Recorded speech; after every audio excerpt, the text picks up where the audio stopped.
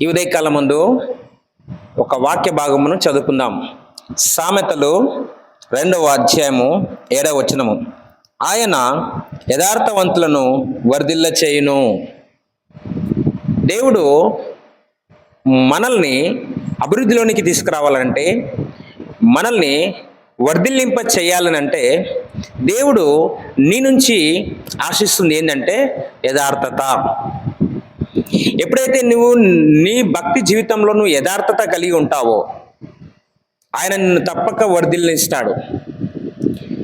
కొన్నిసార్లు మనం మాట్లాడే మాటలకి క్రియలకి పొంతన ఉండదు. మనం ఏది మాట్లాడుతున్నామో మన క్రియ కూడా అలాగే ఉండాలి. భక్తి విషయాలు నువ్వు మాట్లాడుతున్నప్పుడు కేవలం మాటల వరకే నీ భక్తి ఉండకూడదు, క్రియల్లో కూడా అది ఉండాలి. ఆయన యథార్థవంతులను వర్ధిల్ల చేయును అంటున్నాడు. ఈ రోజున నువ్వు యథార్థంగా ఉన్నావా? ప్రతి విషయంలో నువ్వు యథార్థంగా ఉండాలి. నీ మాటలో యథార్థత ఉండాలి, నీ క్రియల్లో యథార్థత ఉండాలి, నీ భక్తిలో యథార్థత ఉండాలి. నువ్వు నడుచుకుంటున్నటువంటి ప్రతి మార్గంలో నువ్వు యథార్థత, భక్తి, భయము, దేవుడు అంటే దేవుని అందలి నువ్వు యథార్థత కలిగి జీవించగలగాలి. అప్పుడు ఆయన నిన్ను వర్ధిల్లింపజేస్తాడు.